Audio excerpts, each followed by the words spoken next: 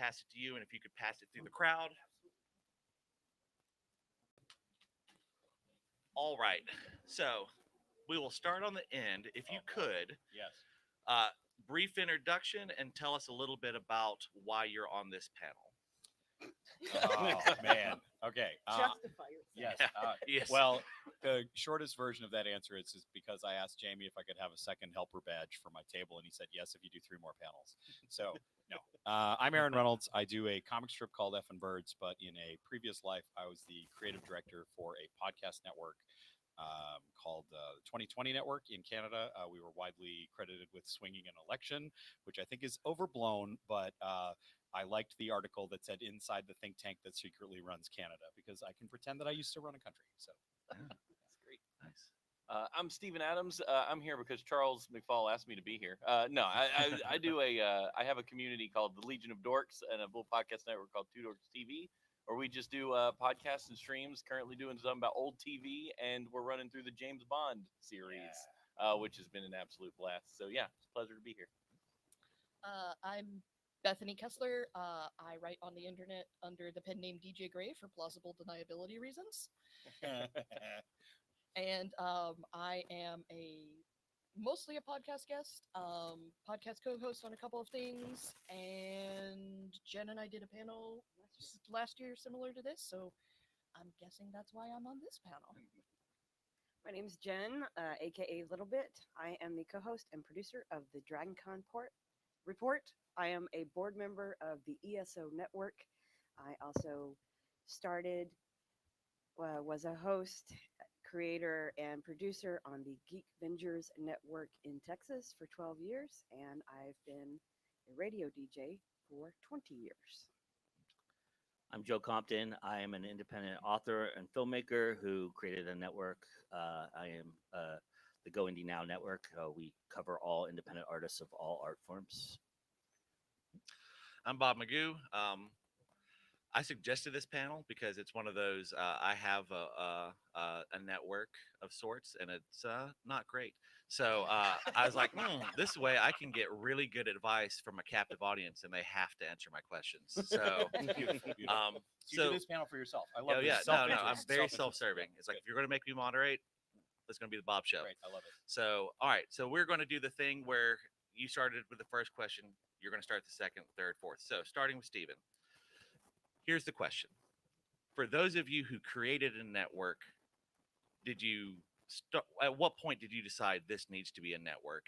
And for those of you who joined a network, at what point did you decide I need to join a network? So, because I know we're sometimes coming at it from two different ways. So Sure, yeah. Creating one, I just wanted to be as cool as all the other cool networks that I knew about, and I had a brain full of ideas of multiple podcasts. So really, that's what it came down to, is I wanted like an umbrella for our content. So we started doing a show called Horseshoes and Hand Grenades we did for 15 years. And like a few years, we were like, we could do more stuff. Why are we just doing one show? So me and my co-host were talking about stuff. We're like, we're just two dorks on the internet. What are we doing? We're like, that's a great name for a podcast network. So we're like, okay, two dorks, great. Let's come up with some new stuff. And we had all these ideas for cooking shows, a show about Arnold Schwarzenegger, like all kinds of stuff. And we executed a handful of them. We did a show all about COVID during COVID go on. We do a weekly report, like how's everybody doing, and call people around the country, like how's your area doing, how's your area doing, all that kind of stuff. And it made things a little easier to have like that audience built in. So we were like, hey, we're doing a new show, and we could slap two dorks on the end of it. We had one website we could put all our stuff on. Like it kind of made it just easier to organize. You could have one mega feed of all your shows. It's like you can go to the Two Dorks mega feed and just get every show we produce. And that was great. It was the one thing we didn't do that I think we could have done that would have been kind of fun is having people from outside our little friend group get involved and find other podcasts that matched our niche to a degree. But yeah, it was primarily because we just wanted to simplify, but we also wanted to do a lot of stuff, and we were trying to figure out the right way to do that. cool. I joined a network because as a historian and a writer, I didn't want to do any of that editing.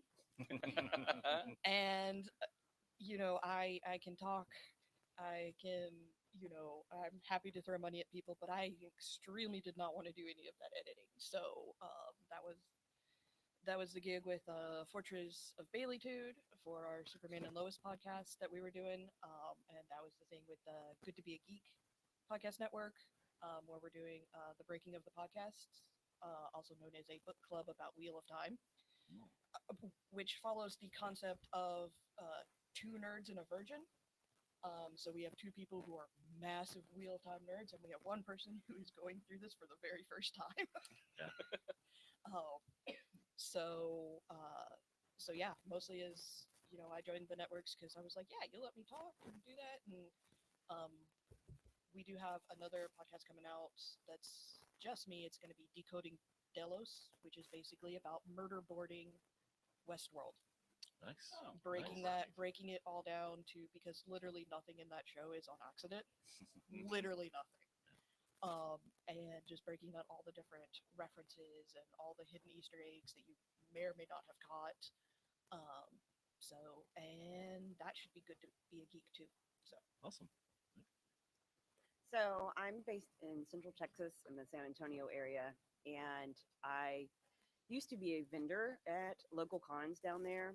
I had some friends that had, one of the guys works for our local KSAT affiliate. He's a cameraman, and they had started interviewing people at cons. I was one of the people they interviewed, and they liked how I spoke on camera. So then they made me part of their team, and I thought we needed to be bigger. So then we started becoming official media who got to interview celebrities and other guests at our local cons.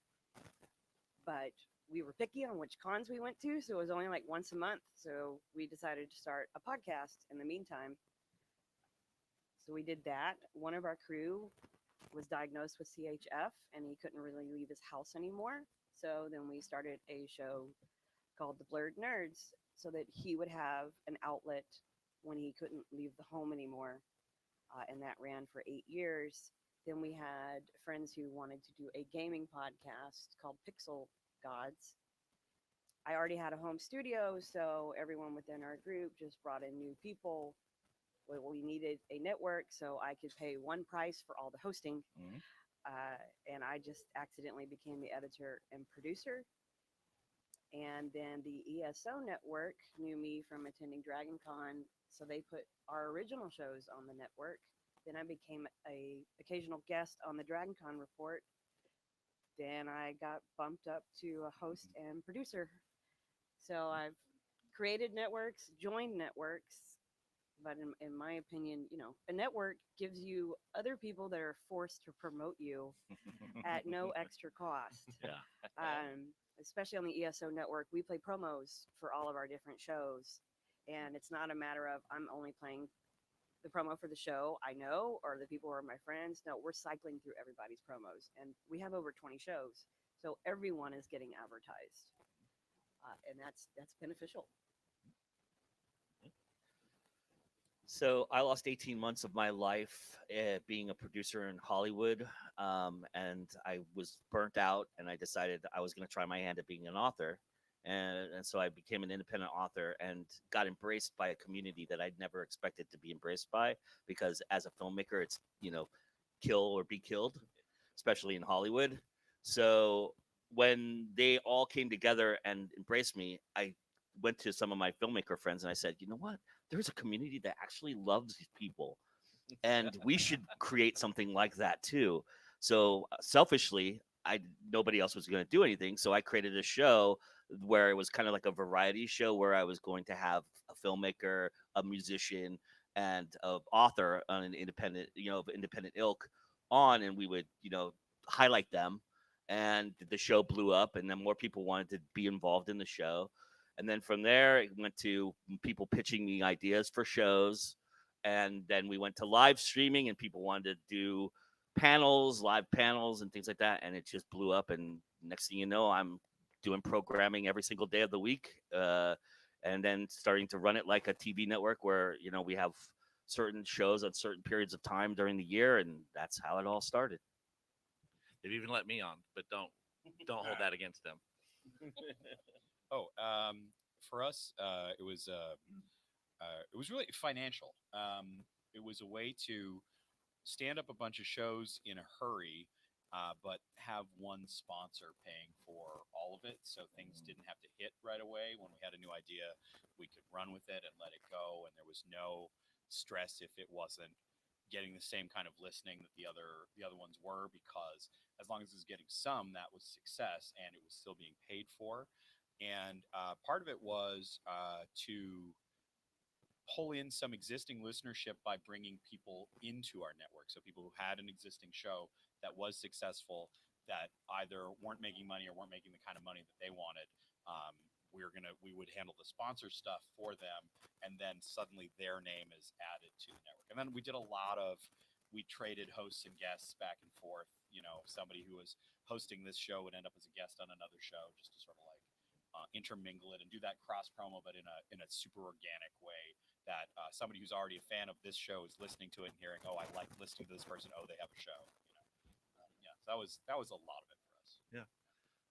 I know that this will probably end up being a question for y'all, so just to save y'all from having to walk up and ask, you mentioned, having a network, so you could have one host you only had to pay one host to host all your podcasts. Who do you use to host your network? Oh, I'm- we were using Libsyn. Libsyn? Yeah. Oh, I just host on Acast. nowadays. Acast? Yeah. Acast and Libsyn are the two different networks. I started out on Libsyn and was with them for about 10 years, and now I've been on Fireside for the past 2 years. I'm on StreamYard. And I use Captivate. Oh yeah, we also StreamYard for our live streams. Yeah. Okay, so you have to wear a lot of hats these days. Everyone on here is a creative of some stripe outside of podcasting. We all have something that we got going on. And so it's hard enough being a creator, and you add in podcasting, and then you add in a network. There's so much that goes into that. What's your top tip for trying to stay organized? And let's start with Bethany. How do you keep it all straight and actually get stuff done? I use Obsidian to Mhm. take notes and keep most of like my workshops and stuff in there. Because while it's a free app, I paid the $4 so it will sync to my computer. So I am like never actually without my stuff. So it's on my phone, it's on my computer. We also make use of Signal and Discord a lot because trying to figure out a good time for everyone to do a podcast schedule with everybody's different jobs and stuff is about the same level of trying to get everybody to like get a date for a D&D campaign. Yeah. Except that generally we try to keep the podcast recording sessions to like 2 hours or under. And with D&D sessions, you at least have to block out like 4. So that's what we've done. I mean, I'm neurospicy as hell, so having things in multiple places helps keep me on track and helps keep me retaining the information. So it's always at the forefront because there's a lot that goes into it. You have to write the episode, you have to do the research for the episode. If it's a book club podcast, you have to make sure you've read and take notes and stuff. Especially since I'm the designated note taker for our Wheel of Time podcast. So, and all of those notes will eventually actually wind up on the website. So anyone who wants to decrypt my handwriting is more than welcome to. So that's kind of what we've been using because that way, it works between the various different jobs. Well, I'm lucky now in that I'm part of a board. We have a 4-person board, and each of us has our strengths, what we target. I'm apparently the taskmaster. I'm in charge of our network's media team when going to cons, and I expect people to actually work and not just party, even though You villain.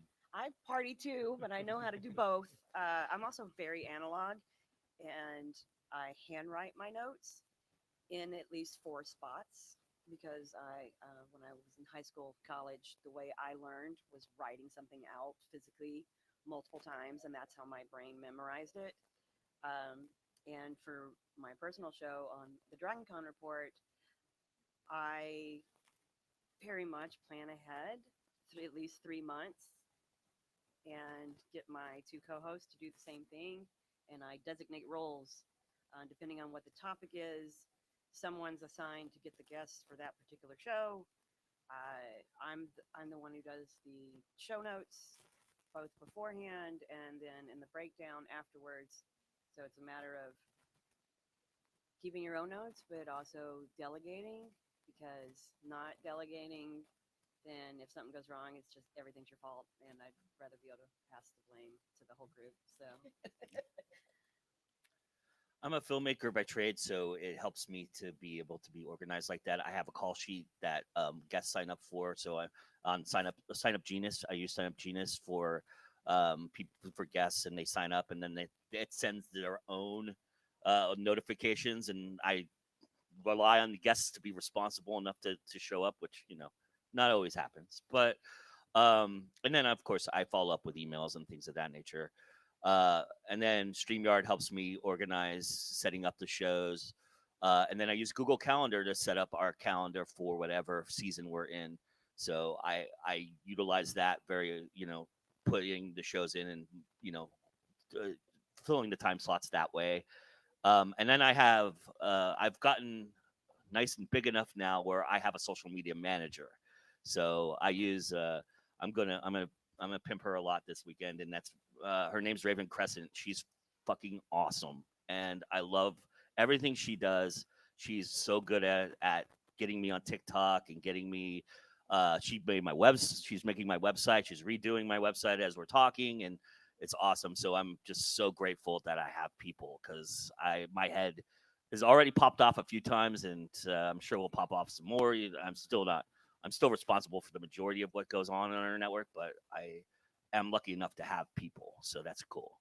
She also does all the social media for Crown Girls Press as Mhm. well, and does a great job with that. I was going to also say people, because I am phenomenally disorganized.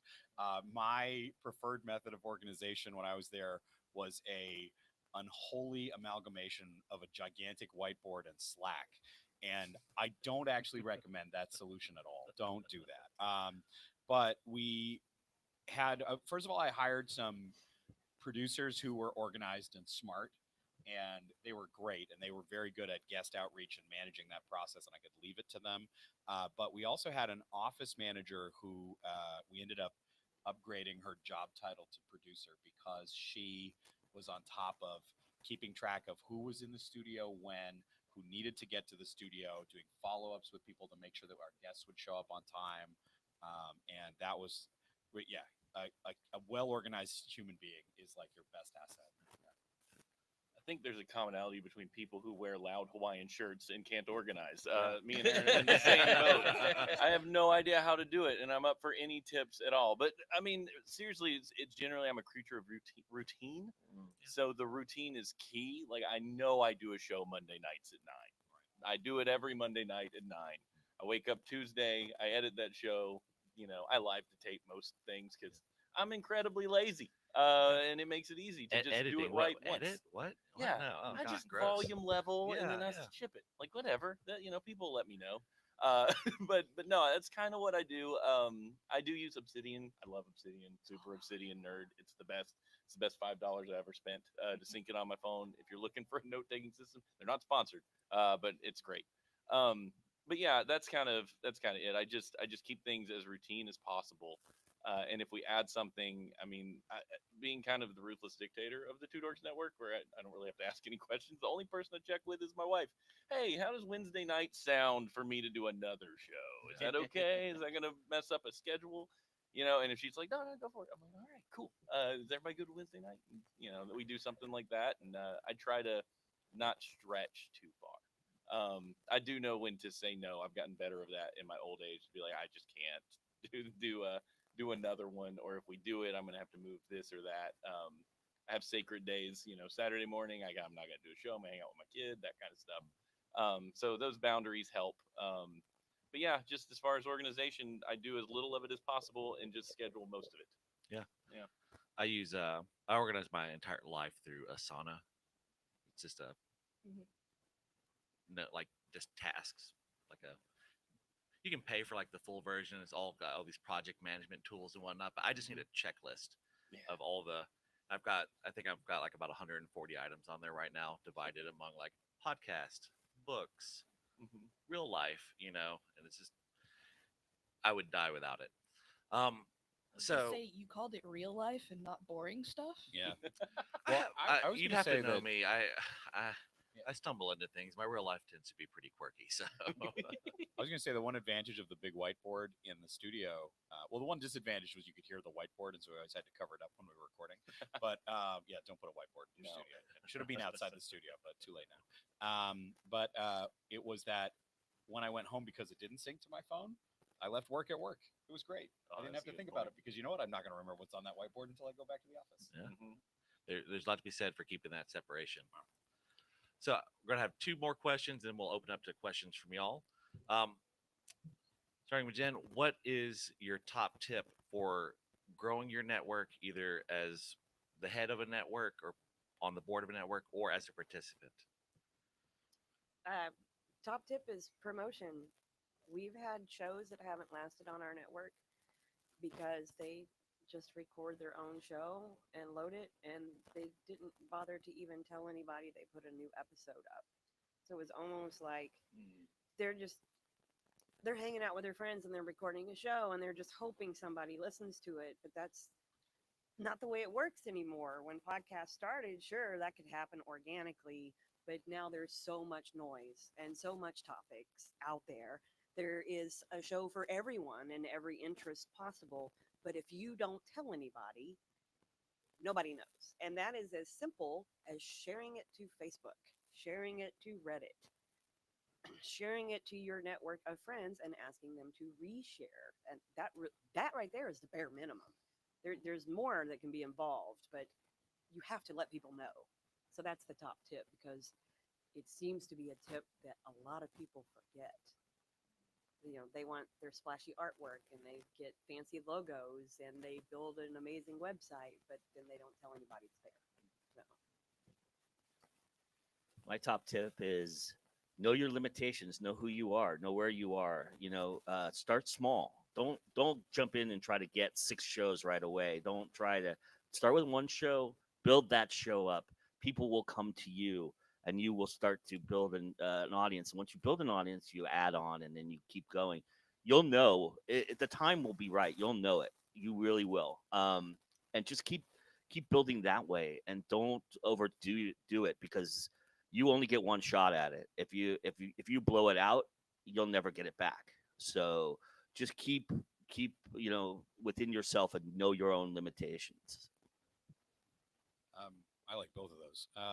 The thing that we did that was the most effective was we found places where the audience we wanted already was, and we found a way to do live events at those places. So we would be recording episodes, but we would be recording episodes on a stage at that event, and we would always save our best guests and our splashiest things for those because they're going to come for the splashy thing and the guest, and then they're going to find out that they like our shows. And we would see just a huge bump in subscribers every single time we did it. It was always worth the money. It was always worth traveling to new places. And because this was like politically related, we did every political event, and there are so many of them. There's so many of them, and so but I mean that works in fandom because there's so many fandom events. That works in like any kind of genre of thing. You find the people that you know will love you, and then you go to them. Yeah, and I'll just kind of echo what Aaron said, but add on that email. Like that was the thing that got us to Dragon Con the first time. We were doing horseshoes and hand grenades for years and kind of stagnated and didn't know how to grow. And my co-host was like, I don't know, I'm just gonna send an email to Dragon Con just see if we can do our show live there. And they said yes. And it blew our minds. And we came here and we filled a room of 80 people and our numbers just blew up. So yeah, live events. You might be shocked at pubs and breweries and stuff in your area that are looking for someone to entertain them. Yeah.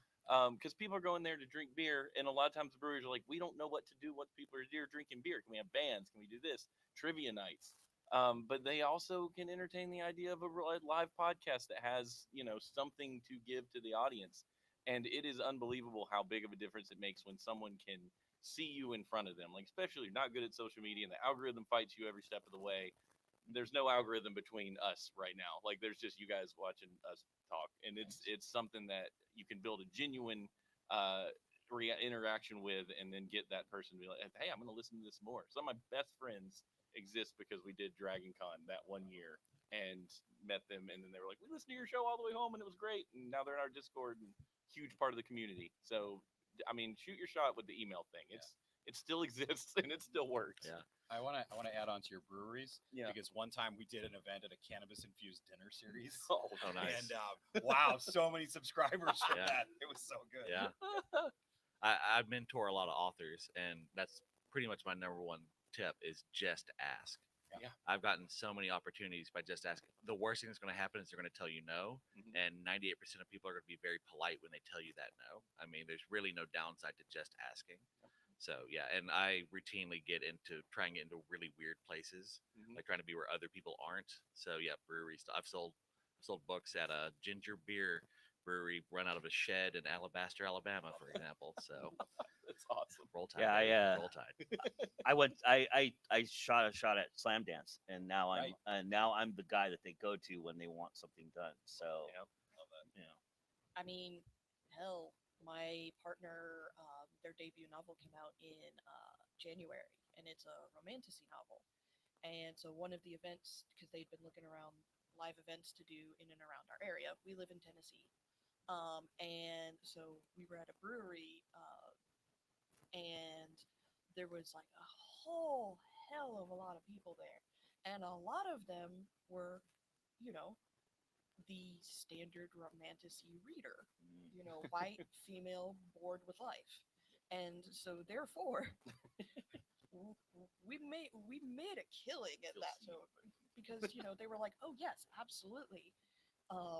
We even had like we saw a couple times people negotiating. Yes, you can have 2 more rounds if I can buy this book, and I was just like, this is hilarious. Yeah. But also, I mean, I teach writing workshops here. I teach writing workshops as part of Mike Stackpole's hourly workshops. And the way I got into that is I had been attending at them and I've been helping with minioning. And then I said, hey, Mike, you don't really have a workshop on how to do actual novel research for someone who isn't like a history major or didn't like already have those skills built in. He said, what do you think about doing one of those? And legit, that man looked me straight in the face and said, write up a panel description and we can put it in next year. And I was like, okay, but that's not where I was going with this. But he's like, no. You write up the panel description, send it to me. We'll do it next year. see, And yeah, Yeah. I'm like, Just and ask. now, And now you have a new job. and now I have Yeah. a new job. if I you get paid build to- it, they will come. Yeah, I get paid to be here at Dragon Con every year, and it is the best thing in the world. Yeah. And we get to, and you get to meet people, and you get to talk to people.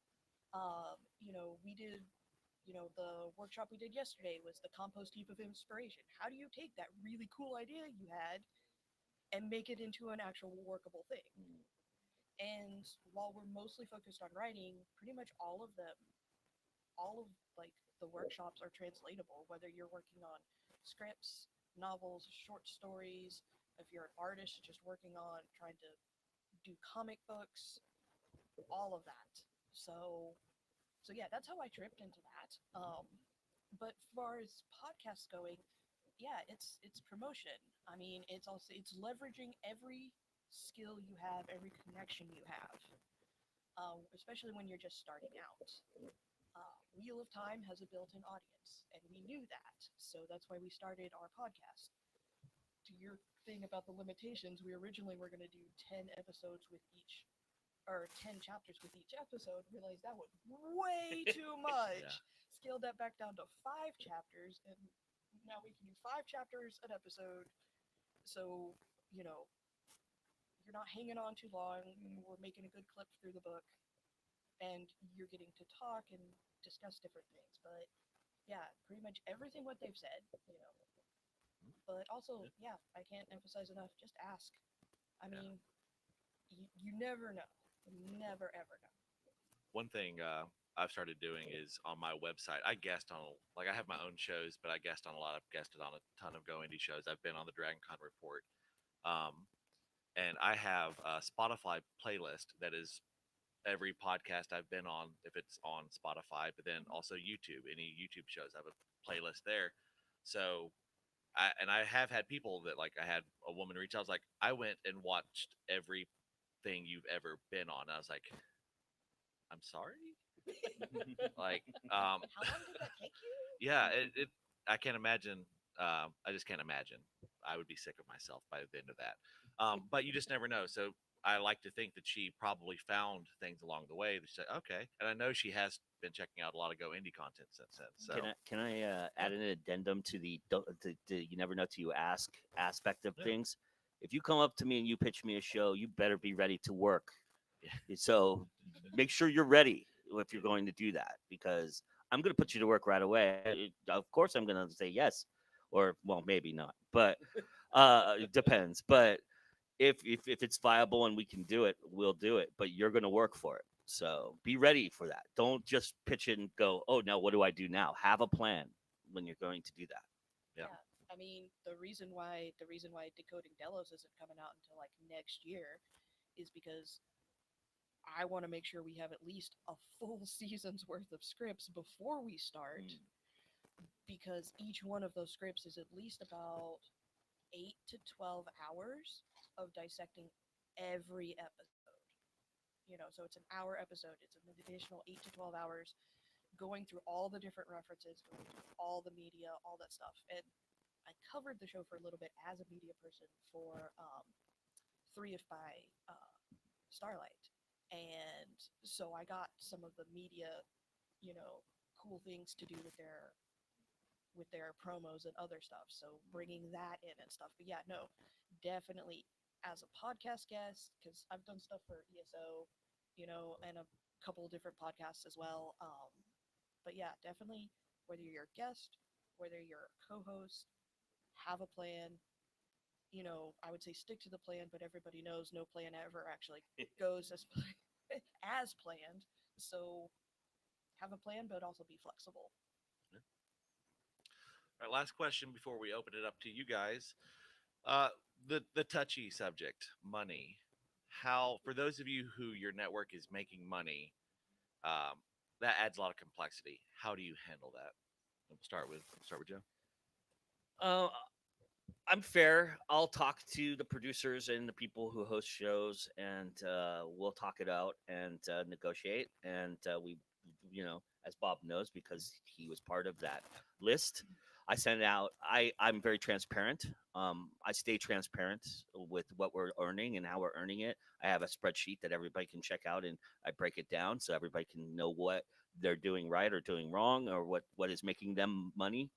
And once we have the split established, I haven't officially done this, but I have verbal contracts from everybody. But you really want to have a contract in line and have it signed. But I think literally every person that you talked to, we all said just roll the money right back in. yeah. So. Well, I'm not making hand over fist. Let's be fair about that. But it's just pocket change right now, but we are growing, and every time we grow it gets bigger and bigger, and that's the great thing about growing. So that's what we do, and I make sure that once we start, a new adventure or new host or a new producer comes on board, I negotiate that right away, and we talk about it, and because now it's a reality. And so yeah, just have all your ducks in a row legally, and be. I think transparency is key, but that's not everybody's opinion. So We did it kind of backwards. When we were recruiting people, we got their salary requirements, and we figured out if we could pay them that, and we paid them that, and then we went to sponsors to make sure we could actually do the shows. We had one show that when we costed out was going to cost almost $250,000. Now it's Canadian dollars, so that's like 175,000 American dollars. It's still a lot, and it did cost that much in the end. But we had to find a title sponsor that was willing to give us that money without having editorial, because that was very, very important to us. Is that we wanted to tell real stories without somebody coming in there and saying, "Oh, but I want it to be this." And that particular project, it was called No Second Chances, and it was the story of the 12 women who had been at the highest level of Canadian government. So we have a thing called a first minister. It's either the prime minister of the country, which is like your president, or a premier of a province, which is like a governor. We only at the time had 12 in the entire history of the country had been women, and none of them had served as secretary. And they were all alive, and we talked to all 12 of them for the program. But we went to where they were at. That involved us going to Tuktoyaktuk in the Northwest Territories, to the edge of the Arctic Ocean. It was this crazy all three coasts, like all three oceans in a 1 week period when we're talking to people. So we had to have somebody who wanted to be on board with that. But everybody we talked to was like, and this is going to be like a rah girl power show. And we're like, no, man, this story sucks. Like, this is going to be a really depressing story. And it was a really depressing story, but it was good. I'm really happy with what we came up with. So yeah, no editorial was a big one. And it's actually why I don't do the job anymore, because we ended up with a very large sponsor that demanded editorial, and there were people above me that were pressing for us to allow them to have that. I was just like, I don't need to do this anymore. Goodbye. Thank you. Yeah. You know, so, Respect. yeah. We've never made enough to make it a big deal. Like all the money we've always made, we've done through Patreon. It makes it Nice. pretty easy. Every show had its own Patreon, so you could support it one way or the other. And we did have the determination, if we were going to make enough money where we could actually benefit personally off of it, it would just be a split between the hosts. You know, I'm pretty tight with all the hosts that we have, and I'm on every show that we do, so it's Yeah. like it makes it pretty easy to be like, okay, we'll just split it up. But when we were making a decent amount, it was all rolling back into stuff like travel to Dragon Con, getting stickers printed. Like, it was all part of the business of trying to make this work and get promotion out there. So we've never had to really tangle with paying human beings, because we're all hobbyists. So it makes it a little bit Yeah, easier. if you're in here thinking this is how you're going to get rich, Oh, No. ooh, no. do we have a sorry story to tell you? For the breaking of the podcast, the Wheel of Time one, I have actually managed to successfully arm wrestle my two co-hosts into, when we start making money at this, everything originally goes back into the show, and then anything over a certain level, we'll do an equal split 3 ways. I had to arm wrestle them into this because they are two of my very best friends, and both of them were like, but you're the one that's doing the lion's share of the research and stuff, so you should get more. I'm like, no. This is an even split, or we're not doing it. I'm like, no. I'm like, I will write this all down. I will have my lawyer friends check it over. I will make you sign this. And then with the Fortress of Baileytude stuff, they have a Patreon for all their shows, because Michael Bailey does everything Superman. Like, honestly, legitimately, there is no better Superman expert on this planet than Michael Bailey. Because he A, knows everything, and B, is not afraid to explain it to you in a non-condescending way. Two things that, are kind of rare when you're talking about a guy who really loves comics. I say this from my perspective as a female presenting person, no offense, y'all. But it's just a tip jar, but it's pretty much just a tip jar, and then anything that we make from that goes straight back into the show, because he hasn't, we offered him a couple bucks to chip in for hosting and stuff. He's like, nah, we got it, and I was like, okay, you're not close enough for me to be able to go like stand on your front porch and make you take my money, so okay, fine.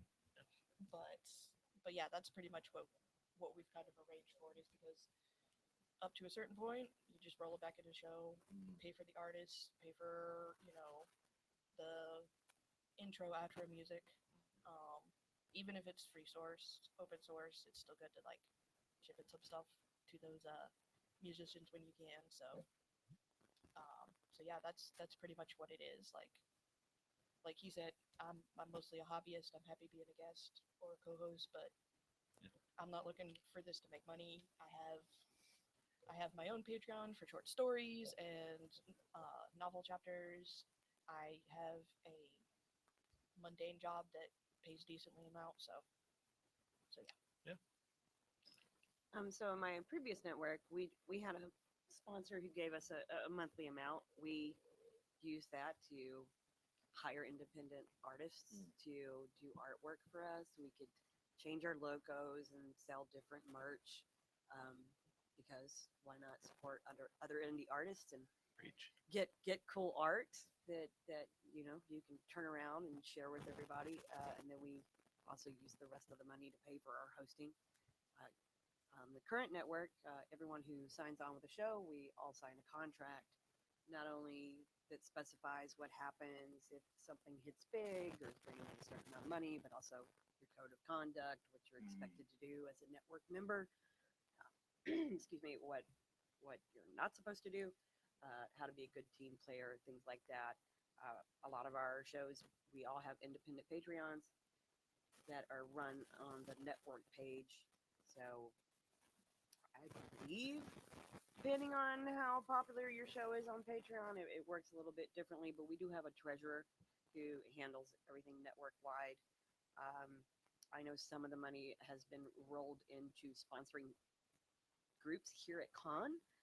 This year we sponsored a certain amount of ribbons for the Dragon Con newbies for them to pass out on their tours. Other than that, for the Dragon Con report specifically, I pay for everything out of pocket because I just want things to be done a certain way, and I don't care if my co-hosts pay me their share of it or not. I'm gonna use StreamYard because that's the program I know how to use, and I refuse to learn another program until something better and less expensive comes out. I switched to Fireside from Libsyn because they offered me a better deal to host multiple shows. So, but yeah, we're not making money. We're turning the money back in to sometimes do ads, or pay for badge ribbons or things like that. But again, I'm lucky enough. I'm in the antiques business and estate sales. It's pretty stable. Yeah. There's Always a need for estate sales. Yeah. So that's like me doing payroll. I'm like, there will always be a need for payroll. yeah. All right, so let's open up to questions. I believe if you have a question, if you come up to the mic so that the folks who are watching on the stream can hear it as well. Yeah. All right, so in terms of social media marketing, and I guess you guys probably recognize like the landscape of social media has changed drastically over the last couple of years. Everything's just kind of either clickbaity or rage baity, that kind of thing. And I've gone in and do like ads for Meta and stuff like that. Like comments, and I'm looking at it, I'm like, these are bots. Like Yep. bots don't listen to podcasts, so that's money wasted. I'm not going to do that again. I do like sketches and sketches. What is one for you guys in terms of like either inside of a network or outside of a network, just getting eyes on your show? Because I feel like it's kind of like standing in the middle of the atrium on Saturday night trying to get the attention from somebody all the way across the room. So any advice you guys have on navigating the social media world that we're in would be fantastic. 30-second promos.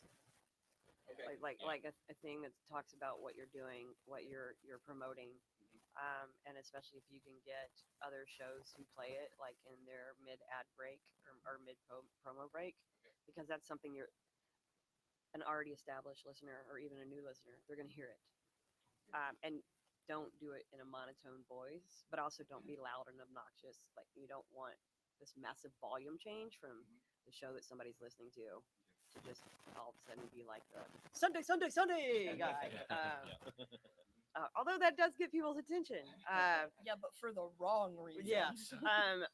Us in particular, we stay away from clickbait because if it's not a bot that's interacting with it, it's also probably not somebody that actually cares about what you're doing. I can use a perfect example that is relevant to this weekend. The Hard Rock advertised a after party for Dragon Con for tonight last week, and they made really shiny ads that aired on Instagram. And so one of my co-hosts, because he reshares all the Dragon Con related items he sees on our Instagram, and immediately it was, why would you advertise an after party for Dragon Con when Dragon Con doesn't shut down? And why would we pay to go to an offsite event? Yes. This company doesn't know Dragon Con. And negative comments that flooded, then Hard Rock started messaging us saying, well, we've changed the wording. Can you delete the previous share and now share this? And I was like, we should just back out of this. But he changed it. And then a day later, it was followed by another message that says, you know what, we've decided to cancel this event. Please delete anything you have previously shared from us. So my response was just like, well, somebody learned. You know, you know your audience, get people to share it for you. But yeah, we found that 30-second promos, whether that's video or audio, is the best way. Can I add to, if you're posting on social media and you're getting comments and stuff like that, answer the comments. Oh, yeah. Talk to them, Yeah. because that is interaction that is registered by an algorithm, and the algorithm will continue to show it to everybody else in their friend group and their friend group and that friend group, because you are commenting on their thing. And Also, then yeah, and even the bots. yeah, Answer the dumb bots. Yeah. It's, Yeah. it works. yeah, especially if you're on YouTube and Mhm. you're not answering your comments, you're making a mistake. Also, Instagram. The comments on Instagram matter so much more than Facebook. Yeah. If you are comfortable with it, hey, I mean, if you're, I mean, comment something only stable, something comment. Yeah, we're still above the watershed. So. TikTok. You can do a 30-second promo in TikTok. Now, I am the introverted introvert, and therefore, so far have protested trying to actually do any of my podcasts, because we record them, via stuff like StreamYard and Fireside and stuff. So, I don't generally like to have my face shown on screen, because 90% of the time when we're recording this, it is me after work. My hair is a mess. I'm not putting on makeup for this. And, stuff like that. But for promo stuff, we can record it, we can do something close, or, we can record something like here at con saying, hey, we're here at Dragon Con. If you want to see us, hang out, show up, we're here, because it's con and nobody's going to look twice if you are a hot, sweaty mess. That is your default status at Dragon Con. So yeah, if you're comfortable with it, TikTok. Otherwise, Instagram is a good one. Blue Sky is another good one. If you lock into the communities and you can, reshare and stuff, and then just ask maybe just ask, hey, you find somebody you like, you say, hey, can we trade promos? Can we do something? Yeah. Trade So- promos, or even find the things that you are great at, because there's somebody who needs a guest on their show that knows that thing, and just email. Like, what's the worst that can happen? Yeah. Exactly. Absolutely. Do you need guests for this thing? I like your show. I'm knowledgeable about this and I'm a fun guest. Here is a thing that I have previously recorded in the same vein. Those, if you can pull a highlight for somebody and like pitch yourself as a guest, that works so well. There's Yeah. there's a subreddit called Podcast Guest Exchange. Oh, there you go. And basically you can either be a podcast looking for guests, you just give a description, tell them what you're looking for, or you can say, I'm a person, here are the interesting things about me. They have a specific format you have to follow, but I've pushed on there saying, hey, I'm a podcaster, game designer, author. I've picked up a lot of hitchhikers. I've had a weird life. Come at me. And I've got on a bunch of cool shows just from people reach out and say, hey, yeah, I'd why don't you come on? So you can do things like that as well. And I've my main podcast is called Books, Beards, Booze, and I have looked up other book and booze themed podcasts and reached out to them and said, hey, do you want to swap promo? Like, we clearly have the same listener base. Like, let's share that. So the 30-second promo. And Also can- been on Scooby Doo podcasts. You just go on them. If Right. they want you, go on them. oh yeah, that I tell people that all the time. Like, if someone wants you on a podcast, just go on it, even if it's not a perfect fit for you. If it gives you practice, you get more comfortable. You'll and you never know what opportunity might come from that. I've been on the Horse Girls podcast, which I love. They're great. Yeah, they're the amazing. best. I was on their Thanksgiving episode, and they're great. And I hate horses. Come at me. I don't care. Yeah. I hate them. But that was such a good time. I think blending. I'm sorry. Oh, sorry. Podcast guest exchange. Yeah, and I think blending your stuff sometimes, like you don't want to just do 30-second promos on your TikTok all the time, like just promos, because people might be like, this is just an ad thing. So some of the greatest success I had getting views, I was playing guitar on TikTok. Just I'm just gonna play some guitar.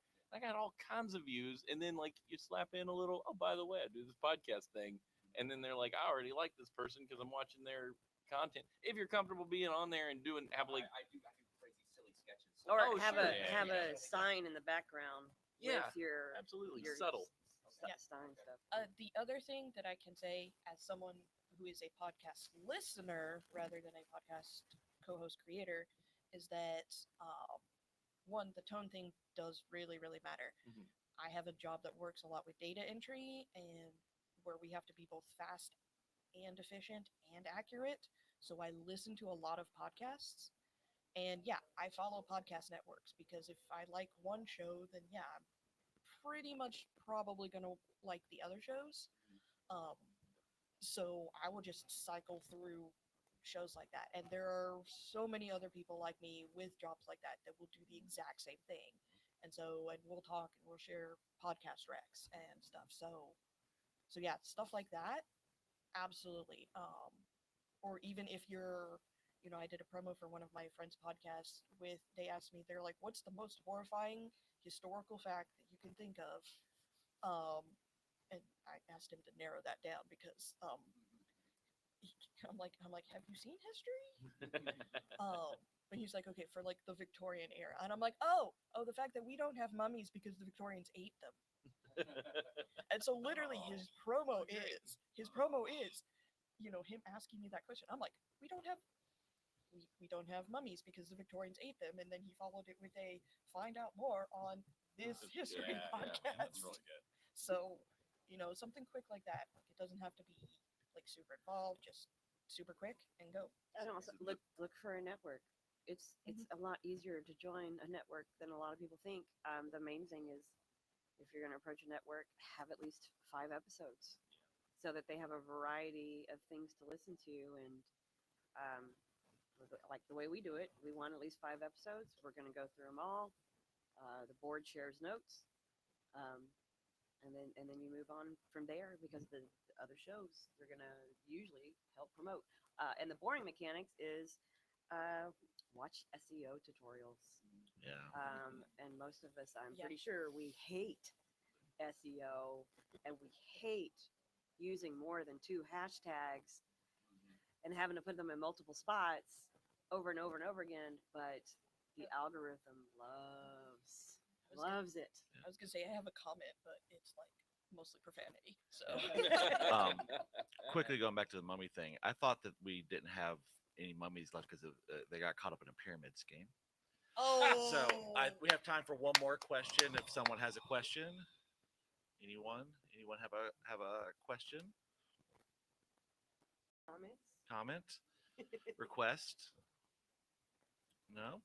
All right. Since we have a few more minutes, what has been a benefit that you've gotten in your life from being on a network? It can be anything. What's been a highlight for you being a podcaster, being a network guy?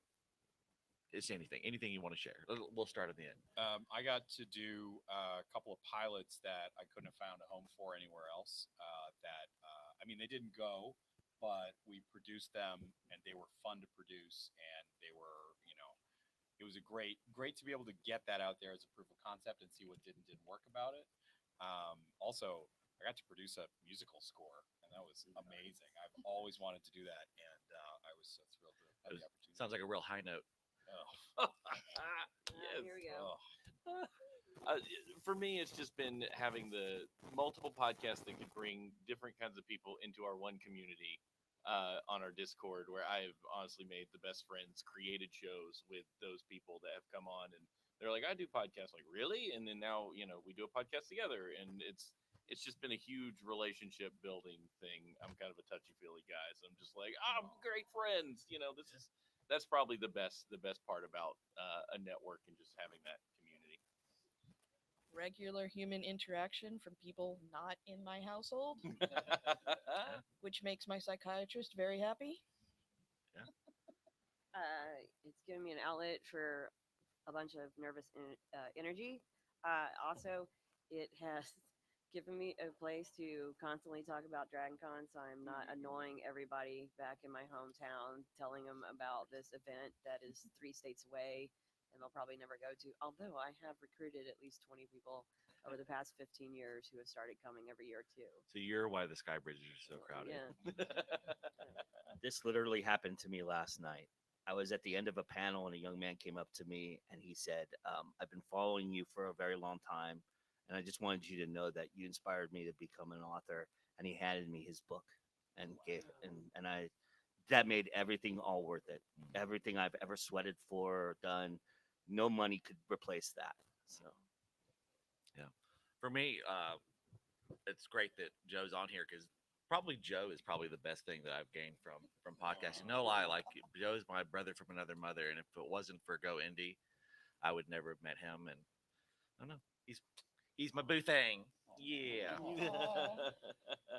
So, why don't we go through? Unless anyone has time, we have time for a quick question. Anything? All right, right. One more. Quick. Real quick, so I know you guys are like kind of here to promote networks, but what would you say would be some of the downsides, some of the drawbacks to network that's already established?